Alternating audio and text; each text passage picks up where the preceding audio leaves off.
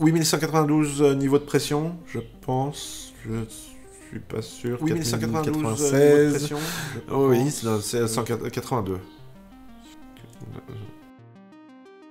Alors, si vous savez ce que c'est ce gant trop cool, méga délire, c'est que vous savez de quoi je vais parler.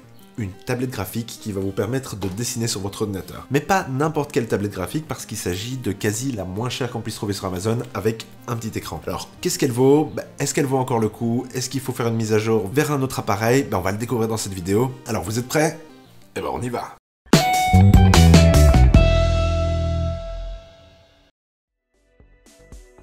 Comme d'habitude,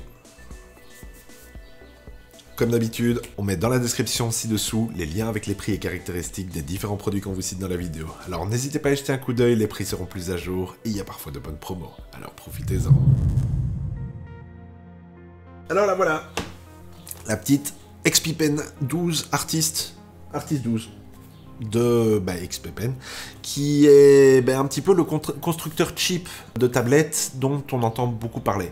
Et justement, c'est ça qu'on voulait savoir, c'est si on mettait le moins possible pour pouvoir acheter quelque chose, est-ce qu'on pouvait avoir une qualité décente? Et c'est justement ça qu'on va découvrir avec déjà l'aspect extérieur. De l'extérieur, moi j'étais plutôt convaincu. C'est quelque chose qui n'a pas trop de flex, qui a sa gravité. On va pouvoir la placer sur un bureau sans que ça bouge dans tous les sens quand on dessine. On peut la placer sur un socle qui va permettre de la lever, mais qui va coûter une quarantaine d'euros en plus. Donc ça, c'est à vous de voir un petit peu quand on cherche le plus bas budget des tablettes. Mais c'est pas forcément 40 euros qu'on a envie de se retrouver avec. Devant, il y a 6 petits boutons ici qui vont vous permettre de lier ça à n'importe quel bouton de votre clavier. Il y a même un bouton pour allumer les paramètres de la tablette si jamais vous bougez dans tous les sens et vous devez changer la parallaxe et tout ça, ce qui peut être important sur celle-ci parce qu'il y a quand même un peu de parallaxe.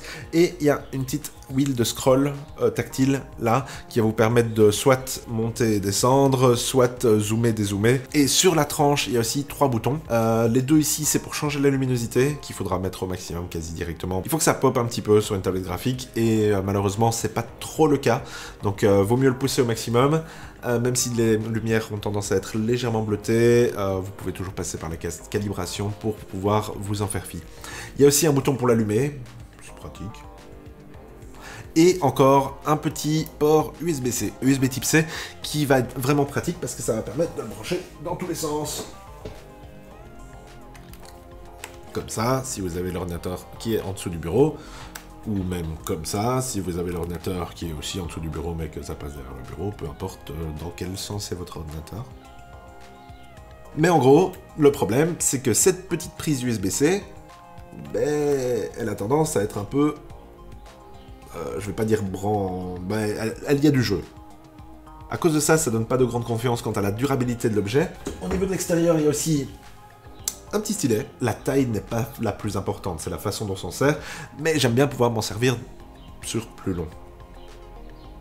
Par contre, il y a une petite gomme dessus qui est plutôt pas mal, qui est un peu molle. Ça permet de vite aller au maximum d'opacité si vous utilisez l'opacité par rapport à la pression. Et aussi, il y a un petit bouton sur le côté qui, lui, on le sent pas et donc on le perd et donc on appuie dessus sans faire exprès. Ça vous arrivera, vous devrez le repérer, vous devrez apprendre à prendre le stylet de la bonne façon si vous voulez l'utiliser. Je l'ai déjà perdu plusieurs fois et j'ai cliqué dessus sans faire exprès en serrant mon stylet.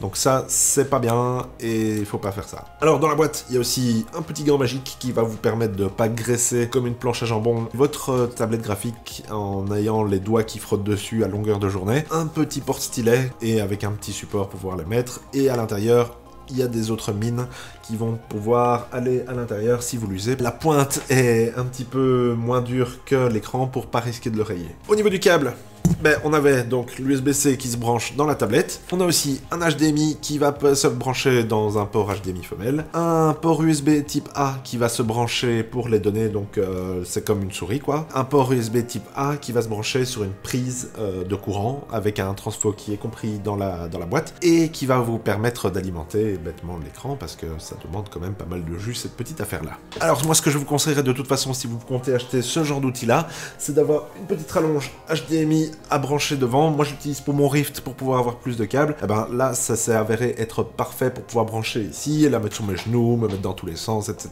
Donc ça, moi je conseille à 100% parce que ça va vous permettre d'avoir une plus de liberté avec votre tablette et qui dit plus de liberté va vous permettre d'avoir un dessin plus libre.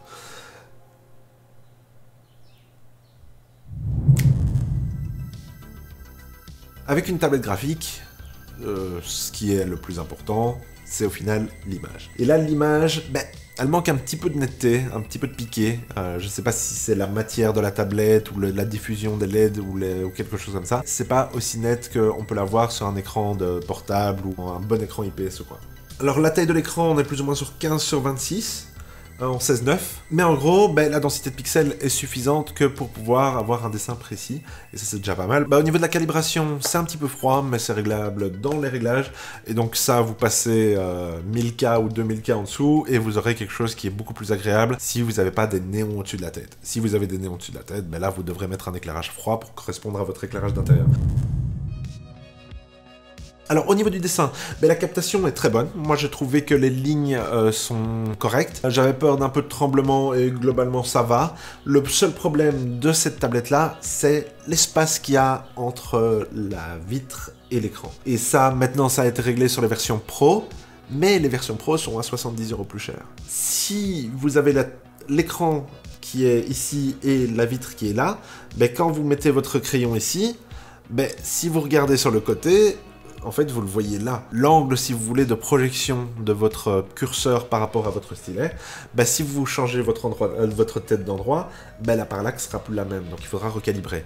Donc pensez à vous mettre d'une façon correcte, où vous savez que vous allez retomber dans la même position à chaque fois, sinon il faudra recalibrer à chaque fois pour pouvoir être sûr d'avoir un dessin, surtout dans les petits détails en fait. Pour le coloriage et tout ça, c'est moins important, mais pour avoir un trait correct à l'endroit où vous voulez l'avoir pour les endroits précis par exemple, pour ça, il va falloir avoir quelque chose qui soit calibré par rapport à comment vous regardez votre tablette. Là, c'est un petit peu le problème de cette tablette-là, et à cause de ça, je pense qu'elle sera réservée aux amateurs et pas aux professionnels. C'est que pour les professionnels, il faut quelque chose où il y ait le moins d'étapes possible entre le moment où on s'installe et le moment où on commence à produire. Alors depuis le début, vous voyez de temps en temps moi qui dessine dessus, j'ai un rendu agréable. Il y en a qui vont pas trop aimer le côté semi-brillant, semi-glossy de la vitre parce que ça glisse fort. Moi j'ai l'habitude d'avoir le vert total de l'iPad, donc ça me dépayse pas du tout. C'est même plus proche d'un papier que l'iPad ne l'est. Et au final, à qui ce produit se destine-t-il ? À ceux qui veulent apprendre et ceux qui veulent un petit peu plus en faire leur hobby. Mais par contre, si vous êtes professionnel, alors passez la gamme au-dessus, au minimum la Pro, voire une autre marque, par exemple Wacom ou quelque chose comme ça, où là vous aurez vraiment la qualité de fou. Mais en gros, ici, pour apprendre à dessiner, si vous êtes prêt à mettre 200 € dans cette tablette, c'est pas mal. Mais je vous conseillerais de peut-être économiser 70 € de plus et de voir pour une version où l'écran est vraiment collé à la vitre. Donc genre la XP Pen Artist 12 Pro, je pense, s'ils n'ont pas mélangé les Pro et les 12, va permettre d'avoir quelque chose qui est beaucoup plus agréable à utiliser avec un stylet, et parce que l'écran sera contre la vitre. Et ça va être beaucoup plus agréable pour pas devoir recalibrer à chaque fois que vous vous couchez, etc., que vous vous mettez dans un autre sens, si vous prenez la tablette sur les genoux, ce que j'ai tendance à de temps en temps faire. Et ça justement, ici, c'est à chaque fois, ça veut dire passer par la phase calibration pour pouvoir réaligner la tablette avec cette vitre.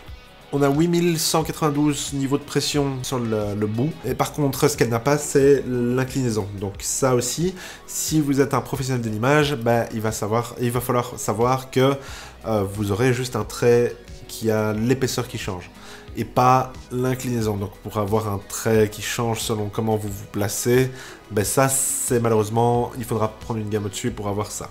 L'expérience de dessin, pour moi, est satisfaisante. Elle n'est pas optimisée comme pourrait l'être un outil professionnel, mais elle est très satisfaisante. Du moment que vous recalibrez à chaque fois que vous changez vraiment beaucoup de position, ou que vous bougez un peu la tête pour vous remettre droit par rapport à la calibration, en gros, c'est juste un peu court. Alors, on en arrive à la conclusion. Est-ce qu'il faut acheter cette tablette-là ? Ça dépend. Si vous voulez travailler sur votre tablette pour produire de l'image tous les jours, des dessins, de la BD, de quelque chose comme ça, non. Vous êtes payé, votre temps c'est de l'argent, achetez quelque chose de mieux qui va vous permettre d'économiser sur la durée en termes de temps que vous allez perdre.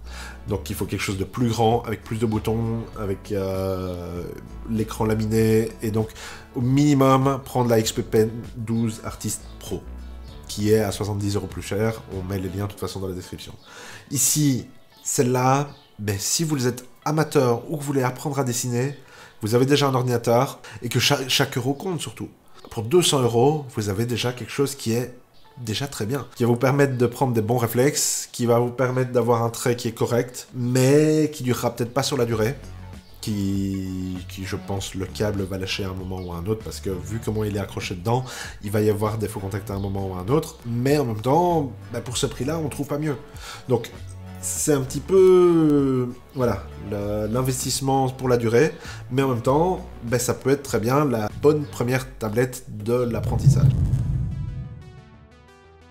Alors voilà qui termine ce petit test de la XP Pen Artist 12 qui m'a bluffé. Franchement, pour 200 €, bah, si vous êtes amateur, hobbyiste ou que vous pensez vous mettre au dessin, c'est pas mal. C'est pas mal. Si vous avez un ordi. Sinon, une petite iPad. De toute façon, comme d'habitude, on vous met les liens en dessous qui sont affiliés, donc si vous avez envie de nous faire plaisir, vous passez par là, et on a une petite commission de Amazon, ça change rien pour vous. Si vous avez aimé notre vidéo, n'hésitez pas, le petit pouce bleu, cliquez sur s'abonner, et la petite cloche si vous voulez être notifié à chacune de nos nouvelles vidéos. Et sur ce, à la prochaine sur la chaîne des dénicheurs.